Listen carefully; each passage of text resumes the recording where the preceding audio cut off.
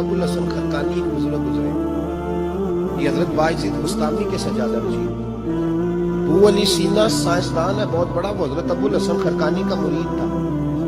تو جو ہے میری بات پر سائنسدان بیت تھا، اور محمود غزنوی والی ہندوستان وہ بھی حضرت سیدنا ابو الحسن خرقانی کی بیت تھا۔ اتنے بڑے آدمی تھے، اپنا جبہ دیا محمود غزنوی کو، جب مشکل آئی تو دعا مانگنا آگے رکھ کے اللہ فتح دے دے گا۔ تو محمود کہتے ہیں جب سومناتھ کے مندر نہیں فتح ہو رہے تھے تو میں نے بابے کا جبہ سامنے رکھ کے دعا کی تو اللہ نے مجھے فتح دے دی۔ کہتے ہیں بابا جی رات خواب میں ملے تو کہنے لگے تو نے کیا قیمت ڈالی میرے جبے کی، ایک فتح۔ کہا حضور کیا مطلب؟ فرمانے لگے تو میرا جبہ سامنے رکھ کے دعا کرتا کہ یا اللہ ہندوستان کے سارے کافر مسلمان ہو جائے تو اللہ نے توفیق ایمان دے دے دی۔ یہ تو نے کیا دعا مانگی؟ در دامنی پہ شیخ ہماری نہ جائیے، ہم دامن نہ چھوڑ دیں تو فرشتے وضو کریں۔ یہ کیا بات کر دی؟ ایک فتح۔ بہرحال بہت بڑے بابا جی تھے، لیکن ان کی زوجہ بڑی سخت مزاج تھی، سخت ڈاڈیا۔ ایک بندہ نا 3 مہینے کا سفر کر کے ان سے ملنے آیا، دروازے پہ دستک دی، اماں جی اندر سے بولی کون ہے دروازے پہ؟ وہ پہلی جھٹکی پہ ڈر گیا، اتنی سخت بات، کون ہے؟ کہا جی میں حضرت کا عقیدت مند ہوں، تم سے ملنے آیا۔ تو اماں کہنے لگی تو بھی فارغ ہے جس طرح وہ ہر کام سے فارغ ہے، کوئی کام نہیں تجھے بھی؟ میرے دل میں تو کرودہ تھا، بہت بڑا زاویہ، بڑا میں نے سکیچ بنایا ہوا تھا درویش کا، تو یہاں کیا ماحول ہے؟ بالکل ہی بدلا ہوا، جس بندے کا گھر ہی حال کوئی نہیں، تو باہر کیا ہوگا؟ فرماتے اماں نے سخت جملے کہے۔ میں نے کہا ہے کہاں؟ تو کہنے لگی وہ جنگل میں بیٹھا ہوگا 10-15 مرید لے کے، اللہ ہو ہو رہی ہو، تو بھی چلا جا اور دروازہ نہ دوبارہ کھٹکھٹانا۔ کہتے میں بڑے ناراض پریشان ہوا کہ یار یہ کیا منظر ہے، اتنی سخت ماحول گھر کے اندر حضرت کے، اور میں 3 مہینے کا سفر، چلو وہ پیری مریدی والا تو میرا ذہن بدل گیا سارا ہی، لیکن میں نے کہا چلو آیا ہوں تو زیارت تو کر لوں۔ کہتے میں نے جنگل کی طرف منہ کیا تو حضرت ابو الحسن شیر پہ بیٹھے تھے، اور شیر انہیں گھر چھوڑنے آ رہا، شیر پہ۔ فرماتے میرے اندر پھر بدگمانی آئی، میں نے دل میں سوچا، میں نے کہا دیکھو بابا جی سے بیوی تو قابو آتی نہیں، اور شیر پہ سواری کی ہوئی ہے۔ حضور کا فرمان ہے ترمذی میں، فرمایا اتقوا فراست فإنہ ینظر بنور اللہ، مومن کی فراست سے ڈرو، یہ اللہ کے نور سے دیکھتا ہے۔ کہتے ہیں حضرت میرے دل کی بات جان گئے، اور سلام کے بعد فوراً پتہ کیا کہا؟ توجہ ہے میری بات پر؟ فرمانے لگے وہ میرے بھائی میری بیوی پردے کی بڑی صاف ہے، بستر کی بڑی صاف ہے، وہ کھانا مجھے وقت پہ دیتی ہے، میرا خیال کرتی ہے، زبان کی تلخ ہے، کئی دفعہ خود بھی اسے پریشانی ہوتی ہے کہ میں ایسے کیوں بولتا ہوں، میں نے اگر چھوڑ دی نا اسے کوئی نہیں رکھے گا، بیچاری رسوا ہو جائے گی، آخر میرے بچوں کی ماں ہے۔ اور پھر حضرت ابو الحسن نے جملہ کہا تو وہ شخص کہتا ہے میں چیخے مار کے رویا۔ فرمانے لگے یہ جو میں شیر پہ بیٹھا ہوں یہ وظیفوں کی وجہ سے نہیں بیٹھا، چلوں کی وجہ سے نہیں بیٹھا، یہ بیوی کی وجہ سے بیٹھا ہوں۔ فرمانے لگے میں اس بد زبان سے حسن سلوک کرتا ہوں، اللہ نے یہ بے زبان مخلوق میری فرما بردار بنا دی۔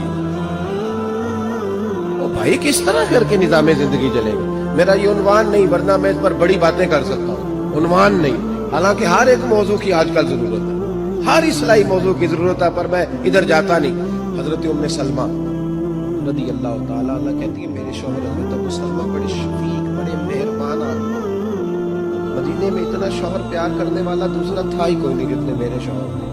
کہتے ہیں مسجد نبوی میں جب ہوتے نا تو نبی کریم علیہ السلام کی جو بات بھی سنتے مجھے گھر آ کے بتاتے، آپ بھی بتایا کریں گھر جا کے، ہم اپنی مرضی کی باتیں گھر جا کے بتاتے ہیں کہ آج خطیب صاحب نے کہا ہے کہ اگر سجدہ کسی اور کو جائز ہوتا تو خامن کو ہوتا، یہ روز سناتے ہیں حدیث، تو وہ بھی کہہ دیتی ہے ٹھیک ہے میں نے بھی حدیث سنی ہے، نبی پاک علیہ السلام نے فرمایا بہتر وہی ہوتا ہے جو اپنی بیوی کے حق میں بہتر ہو، میں نے بھی سنی ہے حدیث، اس نے بھی پھر اس طرح کی یاد کر لی ہے۔ حالانکہ یہ حدیثیں بیٹیوں کو سنانی چاہیے، بہنوں کو سنانی چاہیے، وہ ہمارے منہ سے سنیں گی تو اثر قبول کریں گی، ورنہ تو دوسرا زاویہ ہوتا ہے۔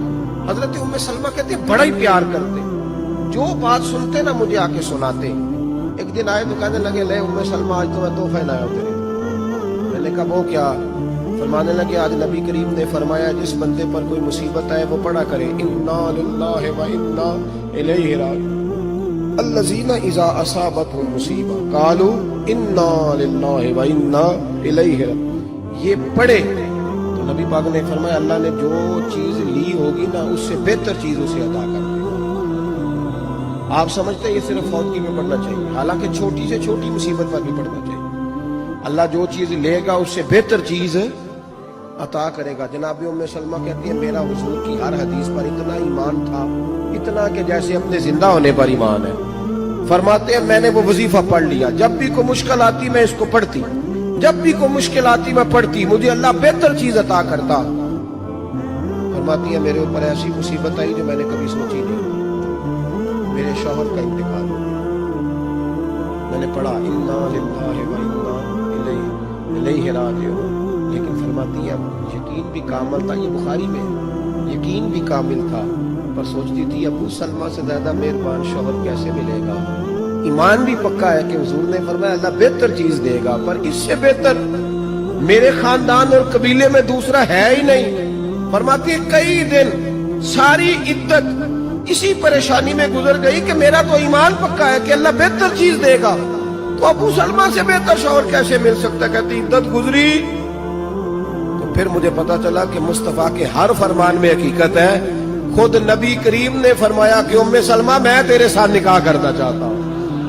فرماتی ہے میں رو پڑی، میں نے کہا میں تو کہتی تھی ابو سلمہ سے اچھا شوہر کیسے ملے گا، رب نے مجھے ساری کائنات سے اچھا شوہر عطا کر دیا۔ شرط تو یہ ہے، شرط تو یہ ہے کہ میرا تیرا ایمان، تیرا میرا ایمان۔ اعلیٰ حضرت فاضل بریلوی رحمۃ اللہ علیہ حج کرنے جا رہے تھے تو طوفان آ گیا، کشتی ہچکولے کھانے لگی، لوگ سارے تسبیح پڑھنے لگے۔ آپ تو ہمیشہ پڑھا کرتے تھے درود و سلام و تسبیح پڑھ رہے ہیں۔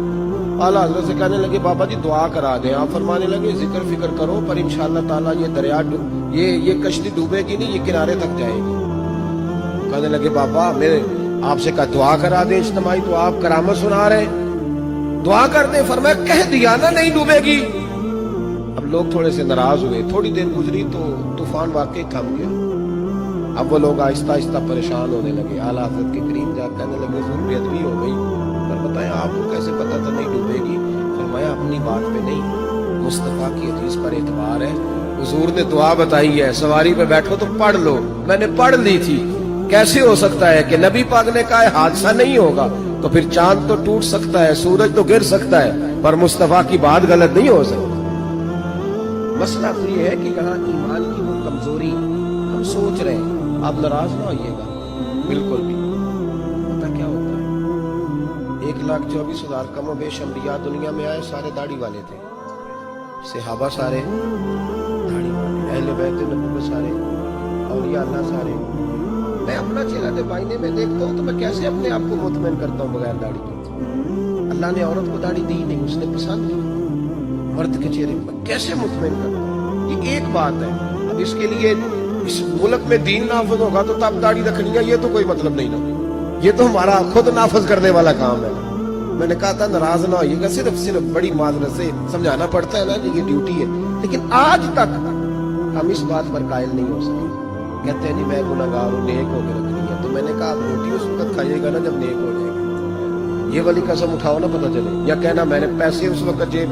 میرے پاس ایک صاحب آئے، کہنے لگے میرا نماز پڑھنے کو دل نہیں کرتا، تو دم کر۔ میں نے کہا سرکاری ملازم تھے وہ، میں نے کہا کہ کبھی نہیں آپ نے دم کرایا کہ میرا تنخواہ لینے جانے کو دل نہیں کرتا؟ کرایا کبھی کسی نے؟ پیر صاحب نے کبھی دم کرایا ہو کہ نذرانہ پکڑنے کو دل نہیں کرتا؟ کرایا کبھی کسی نے؟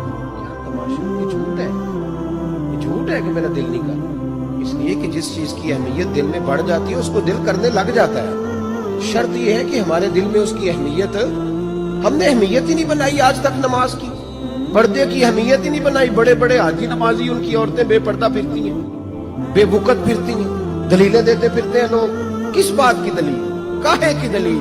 اگر سیدہ فاطمہ الزہرا رضی اللہ تعالیٰ عنہ کا احد کے میدان میں بھی پردہ سلامت رہ سکتا ہے، اگر سیدہ زینب کا کربلا میں بھی پردہ قائم رہ سکتا ہے، تو تیری بیٹی کا پردہ کیوں نہیں قائم رہتا؟ تیری بہن اور بیوی کا پردہ کیوں نہیں قائم رہتا؟ عجیب تماشا ہے۔ کس کو نہیں پتا کہ اہل بیت کا یہ طریقہ ہے؟ لیکن لوگ سمجھتے ہیں 10 محرم کو 4 دیگیں پکاؤ تو اہل بیت کا پیار ختم ہو گیا۔ سیدہ فاطمہ الزہرا اس ماں سے پوچھیں گی جس کی بیٹیاں پردہ نہیں کرتی، مولا علی اس باپ سے پوچھیں گے جس کی بچیاں پردہ نہیں کرتی۔ سوال کا جواب دینا، نہ ادھر ادھر کی تو بات کر، یہ بتا کہ قافلہ کیوں لٹا۔ مجھے رہزنوں سے غرض نہیں، تیری رہبری کا سوال ہے۔ دین صرف ثواب کے لیے نہیں آیا کہ جناب ختم شریف دعا اصالے ثواب کرو، لنگر کھاؤ، موج کرو۔ دین عمل کے لیے آیا ہے، اس پر عمل کرنا ہے۔ دین دستور کا نام ہے، دین منشور کا نام ہے، دین ایک مکمل حیات زندگی کا نام ہے۔ ایک آدمی دکان شروع کر رہا ہے، مارکیٹ، تو کہتا ہے لاؤ بچے قاری صاحب قرآن پاک پڑھائیں۔ کس لیے؟ تاکہ گاہک زیادہ آئیں۔ تو قرآن اس لیے پڑھا کہ میں تجارت قرآن کی تعلیم کے مطابق کروں گا، اس لیے پڑھا کہ میں قرآن کے اصولوں کے مطابق دکان چلاؤں گا۔ صرف اس لیے ابھی سویرے سورت یاسین بھی پڑھی اور پہلا گاہک آیا تو جھوٹ بھی بولنا شروع کر دیا۔